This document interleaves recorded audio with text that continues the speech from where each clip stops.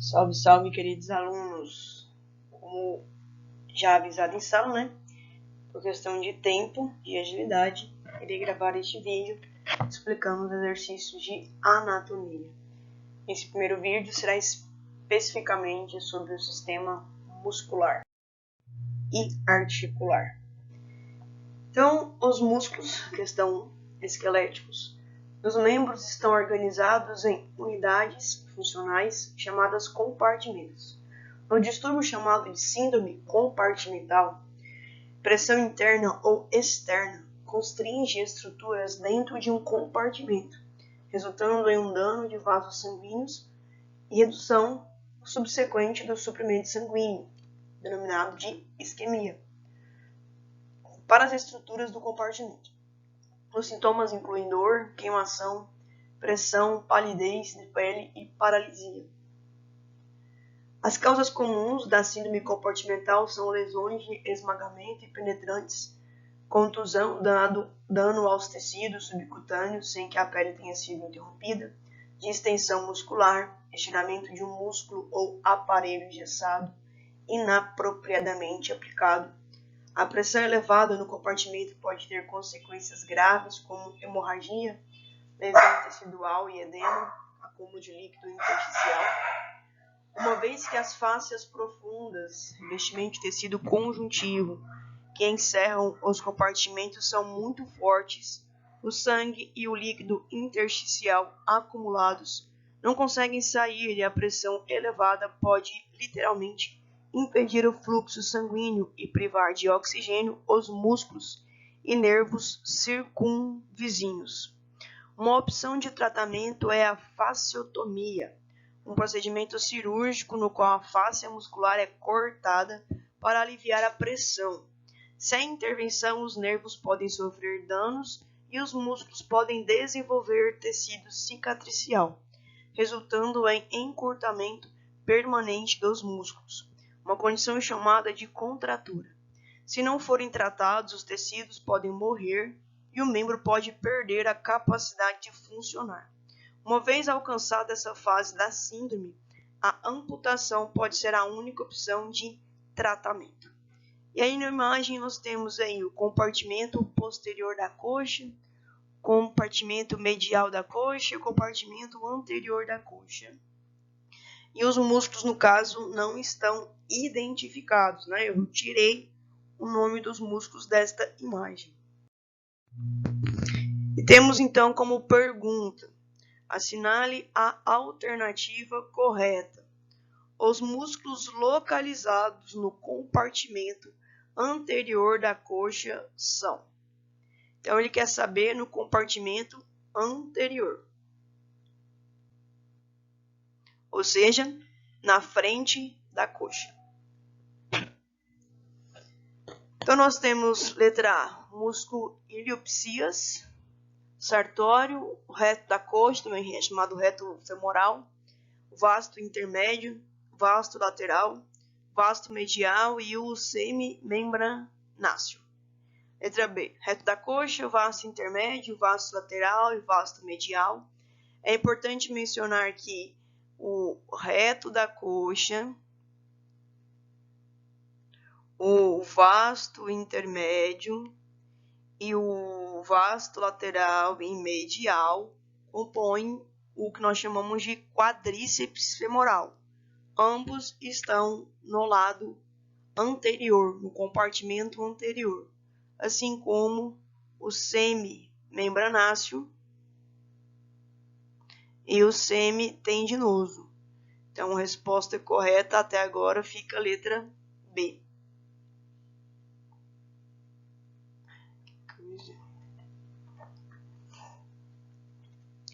Letra C. Quadríceps da coxa, foi como eu mencionei. O bíceps da coxa, ele fica localizado na região posterior. É na região de trás, né? Então não tem como ser. O pectíneo também fica atrás. O iliopsoas também, aqui na letra A.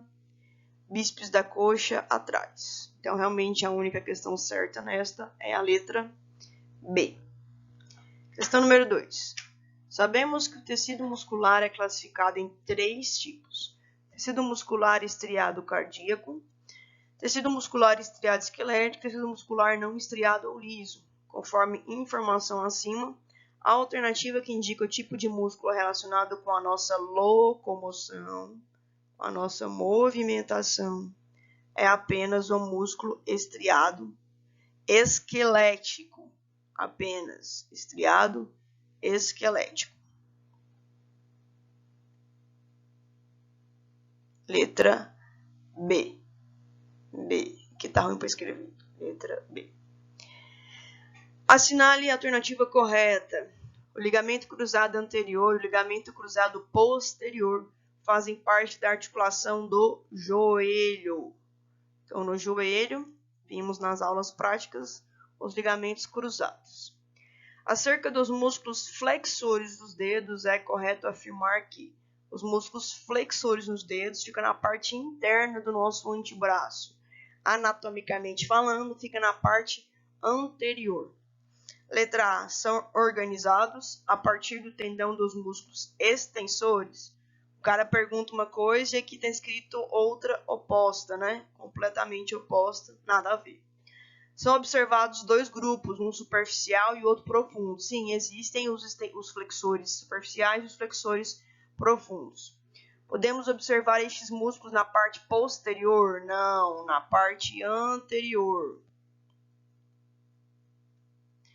Distribuem-se lateromedialmente? Não, distribuem-se anteriormente, não lateromedialmente. São envoltos pela fáscia axilar. A fáscia axilar vai revestir os músculos do braço e não do antebraço. Então, a única questão que fica correta, novamente, letra B. Então, ficou 1B, 2B, 3B, 4B. 5. Quando um músculo se prende por uma de suas extremidades no esqueleto, através de uma estrutura larga, é chamado de aponeurose. Nós temos a aponeurose epicrânica e a aponeurose abdominal. Então, número 5, letra D. Questão número 6. Os principais músculos estriados esqueléticos são agrupados de acordo com a região do nosso corpo. Os nomes da maioria dos quase 700 músculos estriados esqueléticos têm base em características específicas. Após essa definição, observe a sequência de músculos estriados esqueléticos abaixo. Aí é que a pergunta. Levando em consideração a posição anatômica, quais itens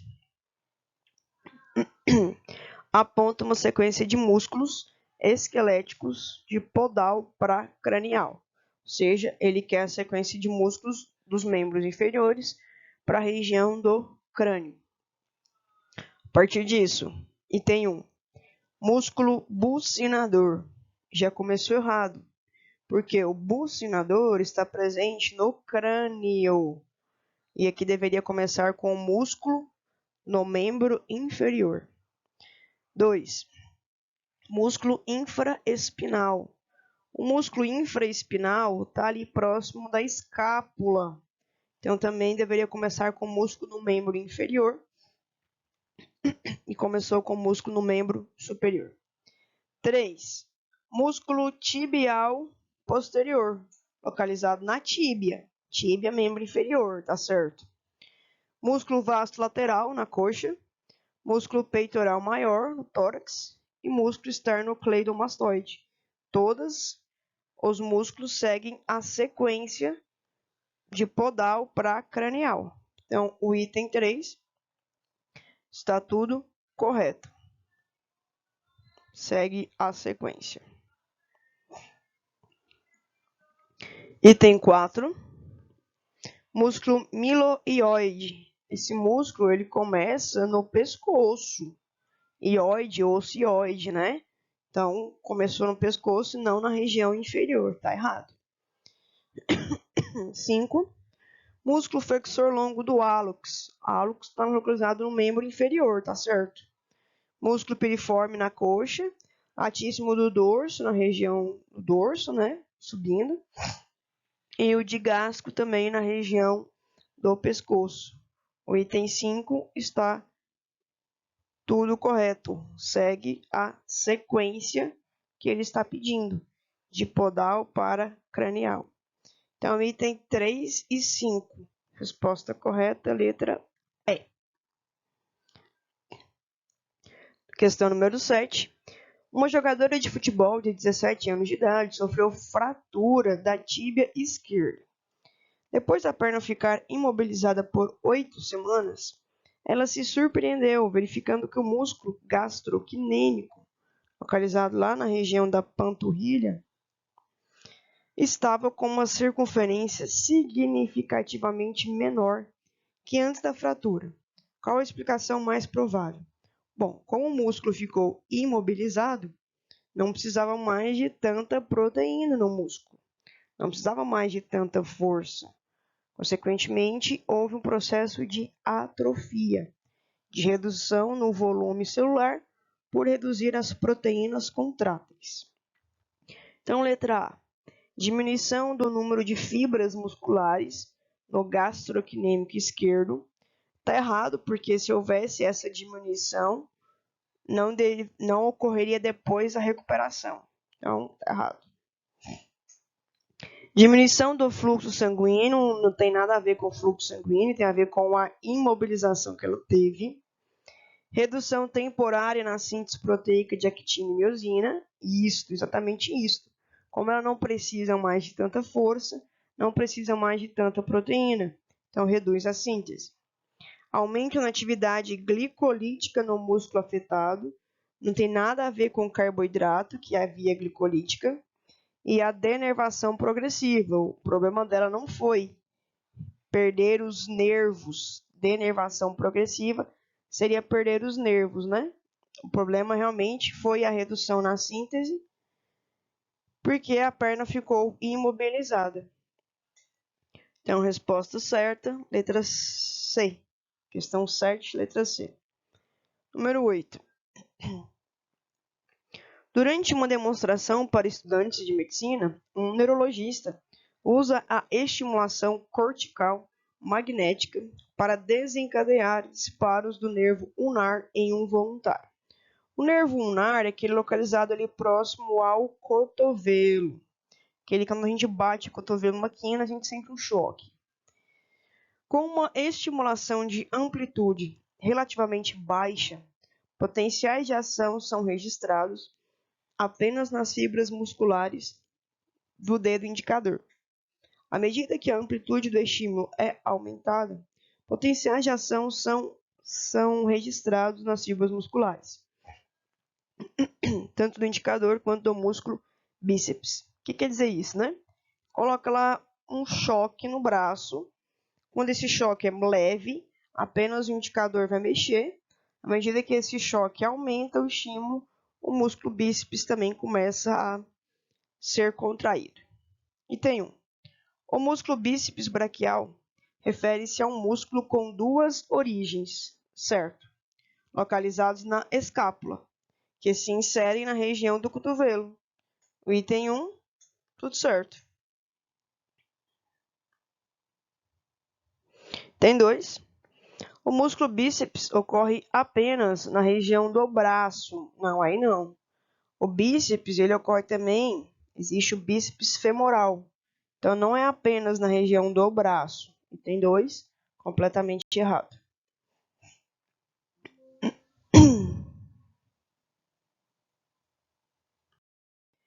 Item 3, o músculo bíceps braquial atua como agonista muscular, certo? Ou seja, quando ele se contrair, ele vai fazer com que o braço se movimente, né?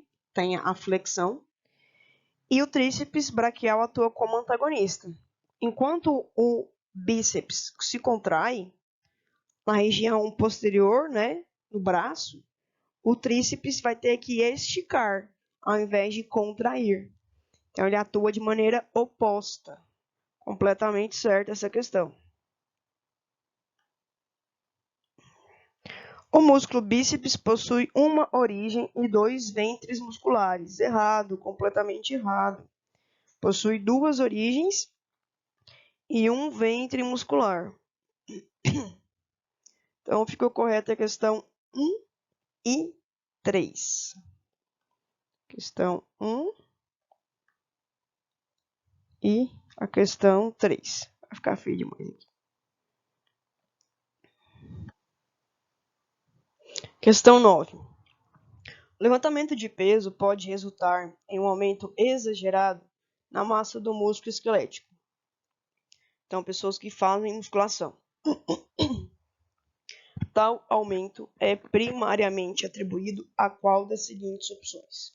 Então, quando ocorre um aumento da massa muscular, o que ocorre é o processo chamado de hipertrofia, aumento no volume da célula muscular, como consequência do aumento na síntese de proteínas, actina e miosina. Então, 9, resposta correta já está aqui a primeira. Resposta correta, letra A. Ocorre uma hipertrofia das fibras musculares individuais. Letra B. Coloca fusão dos sarcômeros. Nada a ver. Não ocorre esse processo de fusão. Aumento no suprimento sanguíneo. Não ocorre aumento no suprimento sanguíneo. Ocorre aumento na proteína. Aumento no número de neurônios também não ocorre. E aumento no número de junções neurocomunicantes também não ocorre. Então, realmente, no número 9, a única correta é a letra A. As proteínas contráteis responsáveis pela contração muscular são: letra A, actina, miosina, sim. Tropomiosina, sim. Agora, mielina, não. Mielina compõe lá a bainha de mielina dos neurônios. Letra B, actina, sim. Mielina, não. Letra C, mielina, não. Actina, letra D, miosina, troponina, tropomiosina, sim. Letra E, tropomiosina, sim. Troponina, sim. Miosina, sim. Mielina, não. Então, a única questão correta é a questão D. Actina, miosina, troponina, tropomiosina. No músculo esquelético, a contração muscular depende de alguns elementos, que são: para o músculo contrair, tem que ter sempre cálcio, actina, miosina e um estímulo elétrico. Então, íons cálcio, sim. Calmodulina, não. Calmodulina, não. Então, cancela a letra A. Calmodulina, letra B, também não. Letra C, íons cálcio, sim. ATP, sim. Estímulo elétrico, sim. Letra D, íons sódio, não. E ATP, sim. Íons potássio, não. Sódio também não, para contrair, não. Letra E, íons potássio, não. Mielina, também não. Então, a única certa ficou a letra C.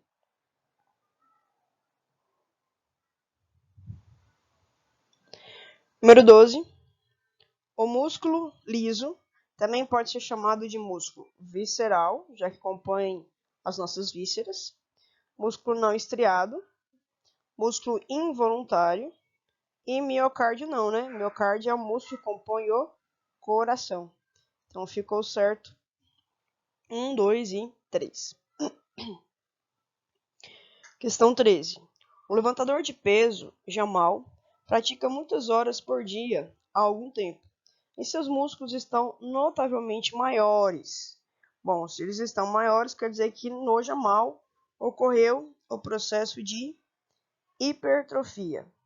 Ele diz que suas células estão se multiplicando como doidas. Isso não ocorre, deixando-o cada vez mais forte. Sobre esta afirmação, Jamal falou uma bobeira.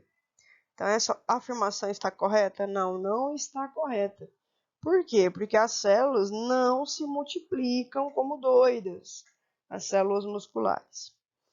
Então, o item 1 está errado. O item 2 está incorreta. O músculo, devido à sua característica multinucleada, perde a capacidade de divisão celular Portanto, não tem como ocorrer a multiplicação celular. O item 2 está corretíssimo, sem nenhum erro aqui. Então, item 2 correto. Item 3, a afirmação de Jamal está incorreta, certo? O músculo não sofre o processo de hiperplasia. Hiperplasia é aumentar a quantidade de células. E realmente, o músculo não sofre esse processo. E sim hipertrofia, que consiste no aumento do volume celular de acordo com o aumento de proteínas contráteis dentro dos miócitos. Miócito é o nome, né, bonitinho da célula muscular. Certinho. Item 4 fala que Jamal está correto, né? Jamal está errado, porque a célula muscular não se multiplica feito doida. Então, nem leio o resto, né? Então, ficou correto a questão... Não lembro agora. 2 e 3. 14. A poliomielite é uma doença causada por um vírus que pode atacar os neurônios somáticos motores. Anota aí. Neurônios somáticos motores são os neurônios que levam o estímulo nervoso até as células musculares. Neurônios somáticos motores são os neurônios que levam o estímulo nervoso até a célula muscular. Na parte central do sistema nervoso. Indivíduos que sofrem de poliomielite apresentam fraqueza e atrofia muscular.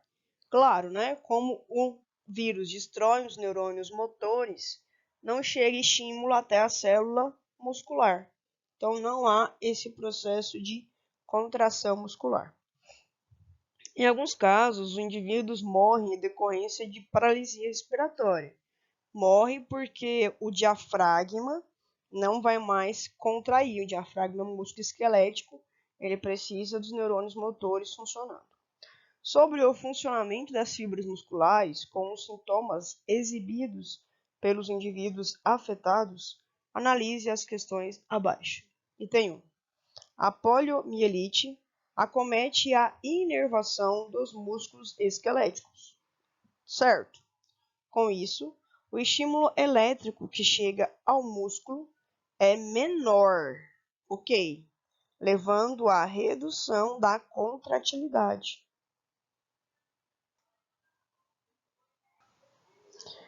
Então, está tudo correto no item 1.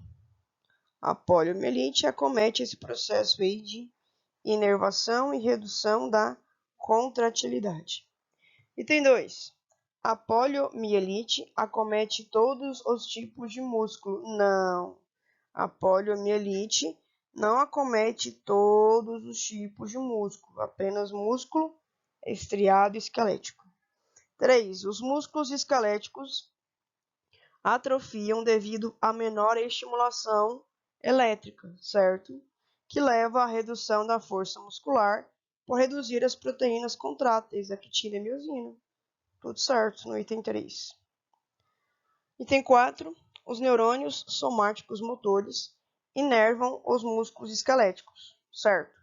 Sendo classificados como músculos voluntários e de contração rápida. Tudo certo.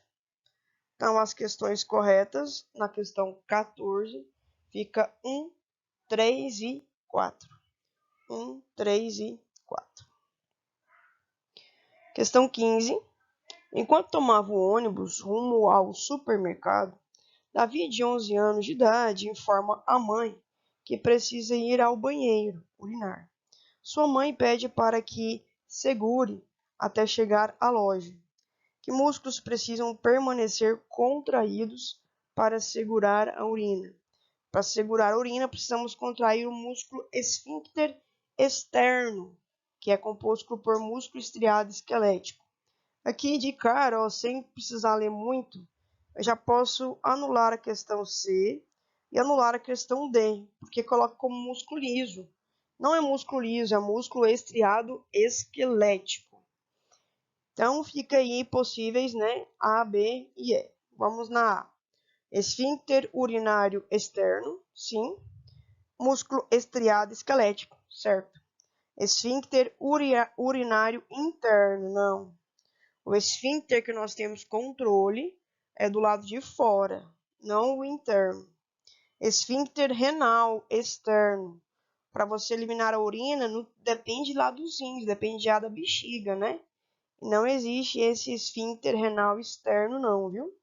Nem existe. Então, a questão certa ficou letra A. 16. Bill rompeu alguns ligamentos do joelho enquanto esquiava. Ficou engessado dos dedos do pé até a coxa durante 6 semanas. Quando o gesso foi retirado, a perna recém-cicatrizada estava perceptivelmente mais fina do que a perna não engessada. O que aconteceu com Bill? Letra A. As células musculares de Bill reduziram de número. Não. As células musculares de Bill não reduziram de número, reduziram de volume. Quando a gente engessa, o músculo fica menor, porque há uma perda de volume e não de células. Letra B. As células musculares de Bill reduziram de tamanho. Sim, em consequência da perda de miofibrilas, em decorrência da menor demanda, menor necessidade de energia muscular durante o período de imobilização. Parece tudo certo? Bill, letra C, não teve nenhuma alteração com relação à massa muscular. A própria texto fala que teve, né? Claro que teve. Letra D. As proteínas actina e miosina pararam de ser sintetizadas, certo? Em decorrência da redução de força, processo conhecido como hipotrofia e não hipoplasia. Hipoplasia é a redução no número de células, isso não ocorre. As alterações musculares presentes em Bill podem ser evitadas a partir do uso de suplementos proteicos, que ajudam a manter o teor de proteínas nas fibras musculares. Nada a ver. Não adianta usar suplementos, porque o problema é o músculo que não está se movimentando. Então, a única correta ficou a letra B. 17.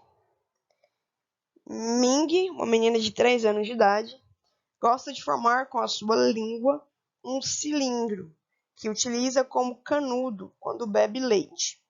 Assinale os músculos que Ming utiliza para protrair, para formar esse canudinho nos lábios e para sugar o leite. Para sugar o leite é o músculo bucinador, é aquele que fica na parte interna da bochecha.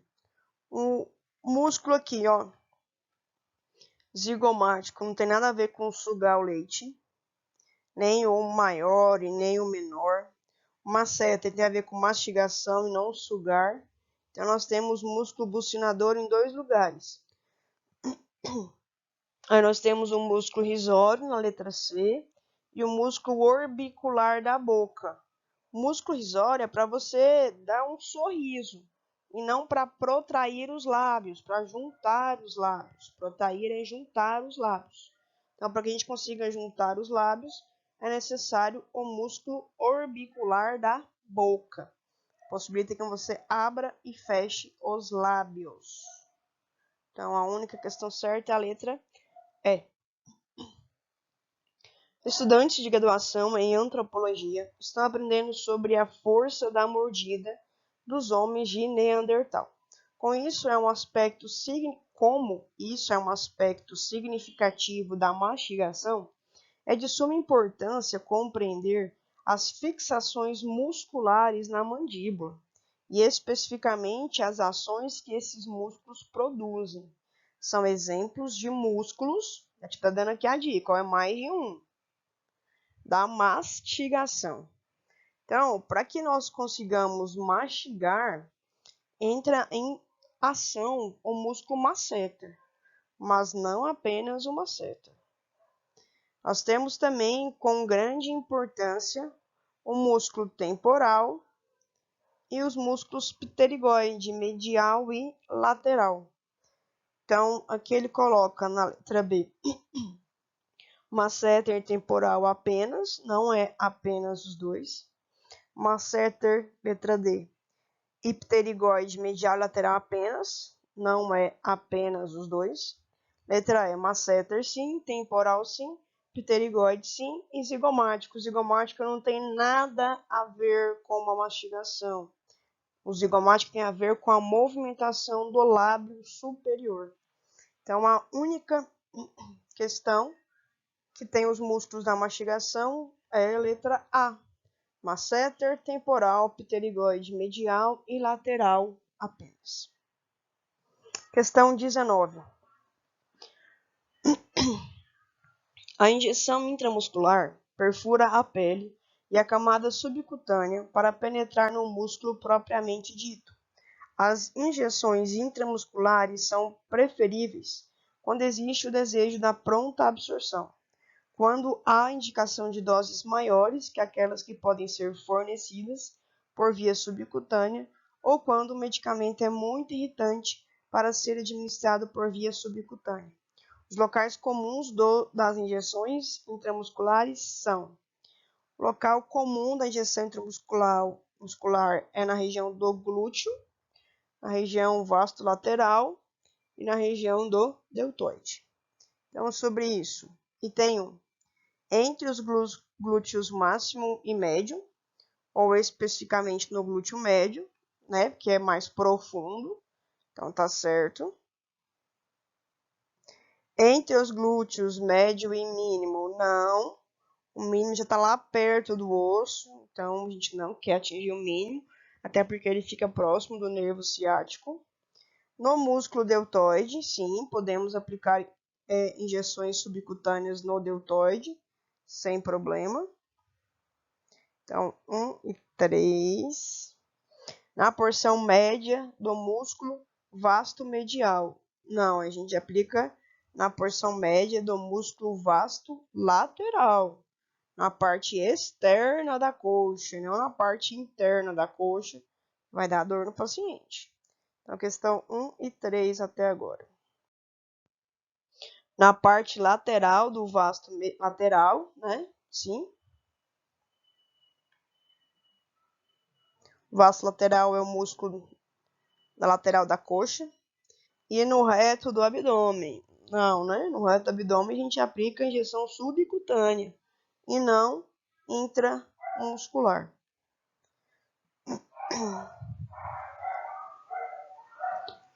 Então, as questões corretas ficam 1, 3 e 5. 1, 3 e 5. Questão 20. A lesão do manguito rotador, que eu mencionei em sala, a lesão que dá lá no ombro, consiste na distensão ou ruptura dos músculos do manguito rotador e é comum em arremessadores de beisebol, jogadores de vôlei, praticantes de esportes com raquete e nadadores devido aos movimentos do ombro que envolvem circundução vigorosa. Também pode ocorrer em consequência a desgaste, envelhecimento, traumatismo, má postura, levantamento inadequado de peso e movimentos repetidos de certos trabalhos, como colocar itens em uma prateleira acima da cabeça. Na maioria das vezes, há laceração do tendão do músculo supraespinal. A laceração do tendão do músculo supraespinal, localizado então na região do ombro ou do manguito rotador. Esse tendão é especialmente predisposto a desgaste devido à sua localização entre a cabeça do húmero e o acrômio da escápula, sendo, portanto, comprimido durante os movimentos do ombro. A má postura e a mecânica corporal ruim também aumentam a compressão do tendão do músculo supraespinal. Sobre os músculos demais estruturas presentes na área do braço, analise as questões abaixo. Item 1. O músculo bíceps braquial é outro músculo envolvido na lesão do manguito rotador. atuando como antagonista do movimento de flexão do antebraço. Não, ele atua como agonista. Letra B. A lesão do manguito rotador compromete os movimentos de digitação e escrita, pois alteram o funcionamento dos músculos flexores, não, dos dedos. Está presente em pacientes com lesão por esforço repetitivo. A lesão do manguito rotador não compromete digitação e escrita. Ela compromete os movimentos de flexão, de abdução, de adução, de extensão, mas dos dedos não, é apenas do braço. Os ligamentos presentes entre os músculos e os ossos são estruturas facilmente regeneráveis, caso ocorra lesões nessa região. Ligamentos, eles estão presentes apenas entre os ossos e não entre os músculos. Entre os músculos eu terei tendão, não ligamento. O manguito rotador está presente nos músculos próximos à região do cotovelo, não. O manguito rotador está próximo às regiões do ombro, não cotovelo. Letra E. O músculo supraespinal está localizado na região superior, né? Membro superior e medial do corpo, certo? No meio do corpo. Constituído de um dos músculos presentes na região do ombro, certo? E que pode ficar comprometido em pacientes com lesão no manguito rotador. Tudo certo. Então, superior e medial. 20, letra E. De escola.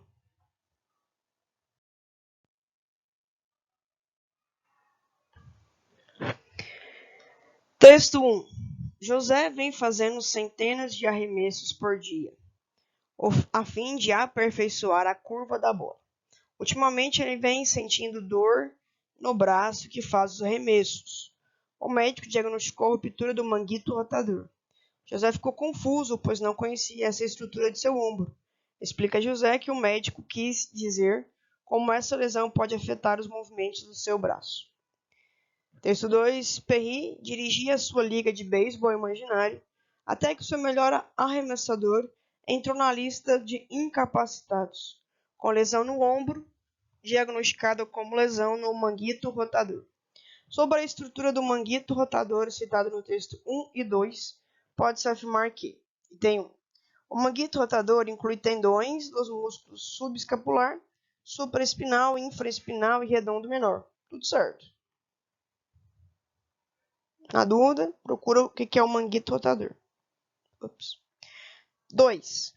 O manguito rotador é composto por estruturas anatômicas presentes nos músculos deltoide. O deltoide não tem a ver com o manguito. O bíceps braquial também não tem a ver. E o tríceps também não tem a ver. Então, o item 2 está errado. 3. A lesão do manguito rotador ocorre na articulação denominada glenohumeral, que é a articulação do ombro. Articulação presente entre os ombros, entre os ossos húmero, escápula e clavícula. Tudo certo. Então, 1 e 3. 1 e 3. Ops, fiz errado. Vou apagar aqui. 1 e 3. Letra B. Letra B. Número 22. Frequentemente, entre os atletas de alto rendimento, por exemplo, os atletas da Seleção Brasileira de Vôlei, são mais propensas a sofrer lesões osteoarticulares. Uma lesão relativamente comum é a lesão no menisco. Essa cartilagem lesionada começa a se desgastar, podendo levar ao desenvolvimento de artrite, a não ser que a cartilagem danificada seja tratada cirurgicamente. Há alguns anos, quando o paciente sofria ruptura do menisco, todo o menisco era retirado por um procedimento denominado de meniscectomia. Qual articulação trata o texto acima e que possui dois meniscos, lateral e medial? Bom, ombro não possui menisco, vamos já riscando aqui. Cotovelo também não possui menisco. tornozelo muito menos, quadril também não. Então, a única que possui menisco aqui, e 2, né, lateral e medial, é o joelho, letra E de escola. Questão 23. Cotovelo de golfista é uma condição que pode ser causada pela lesão nos músculos flexores, sobretudo no flexor radial do carpo, em consequência de movimentos repetitivos, como o balanço do taco de golfe. A lesão pode, no entanto, ser causada por muitas razões. Pianistas, violinistas, funcionários de empresas de mudança, levantadores de peso, ciclistas e aqueles que usam o computador se encontram entre as pessoas que podem desenvolver dor perto do epicôndilo medial, chamado de epicondilite medial. Os músculos flexores mencionados no texto estão localizados. Os músculos flexores estão localizados na região anterior do braço ou aqui do antebraço. Então, para flexionar, o músculo tem que estar na região anterior e não na região posterior. Então, cancela aqui. Ele quer saber o músculo que vai contrair o rádio.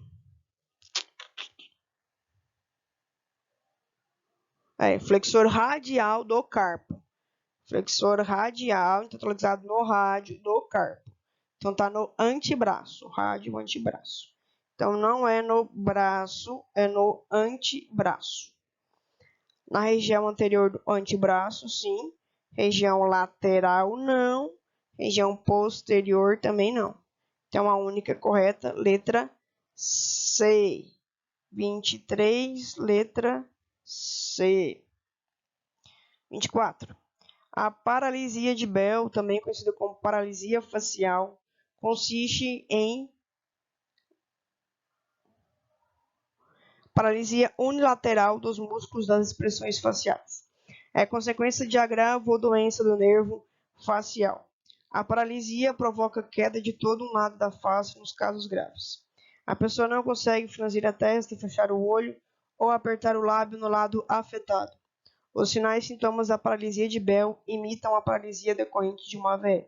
Os músculos faciais responsáveis pelas ações mencionadas no texto são, respectivamente. Então, o que você quer saber? O músculo que você franze a testa é o óccipito ventral, frontal. Fechar o olho é o orbicular do olho. Apertar o lábio no lado afetado, aí já é o zigomático. Apertar o lábio na região específica, né? Não a boca toda. Então, letra A. Aponeurose. Aponeurose nem músculo não é. Cancela a letra A e letra E. Fechar o olho não tem nada a ver com o zigomático. Orbicular do olho, sim. E apertar o lábio do lado afetado não tem nada a ver com masseter. A letra D que ele trocou, né? Orbicular da boca e orbicular do olho. Como ele quer na sequência.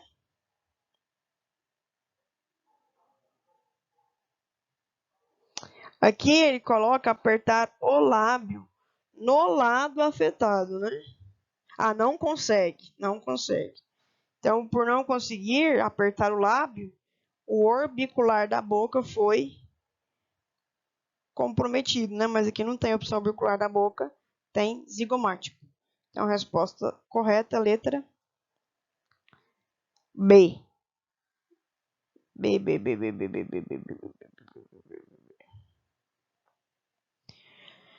25. A artrite reumatoide é uma doença autoimune em que o sistema imune do corpo ataca seus próprios tecidos. Neste caso, os revestimentos da própria cartilagem e articulações. A artrite reumatoide caracteriza-se por inflamação da articulação, que provoca tumefação, dor e perda da função.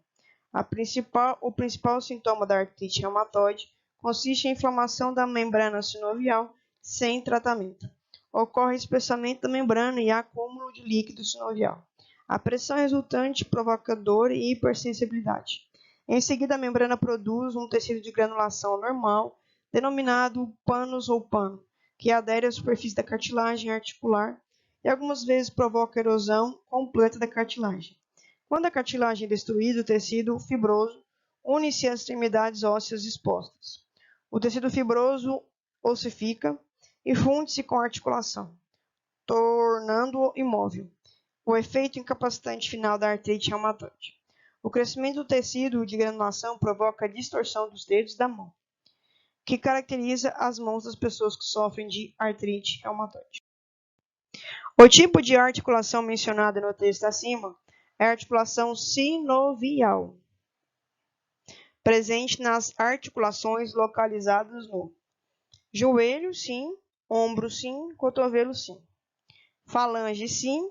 Agora, entre rádio e una, não. Entre o rádio e a una, a gente tem lá a membrana interóssea, que não é articulação sinovial. Quadril, sim. Cotovelo, sim. E joelho, sim.